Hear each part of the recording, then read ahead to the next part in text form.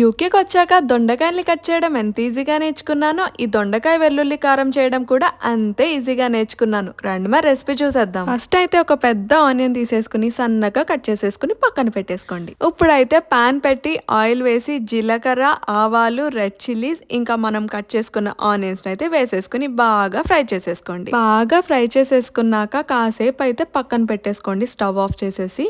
ఆ తర్వాత బ్లెండ్ చేసేసుకోండి. పేస్ట్ అయితే పక్కన పెట్టేసుకుని అదే ప్యాన్లో ఆయిల్ వేసి జీలకర్ర, ఆవాలు ఇంకా పోపు దినుసులు అన్నీ వేసేసుకుని ఆ తర్వాత ముందు రోజు కట్ చేసుకున్న దొండకాయలు అయితే నేను వేసేసాను. మీరు అప్పుడు కావాలనుకుంటే అప్పుడు కట్ చేసేసుకోవచ్చు. నేనైతే ముందు రోజు కట్ చేసేసుకున్నాను. దొండకాయలు అయితే బాగా ఫ్రై అయిపోవాలన్నమాట.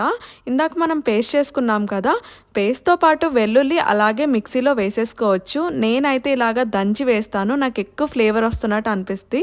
సో అందుకే నేను ఎక్కువ దంచి వేస్తాను అనమాట పేస్ట్తో పాటు. ఆ పేస్ట్ని అయితే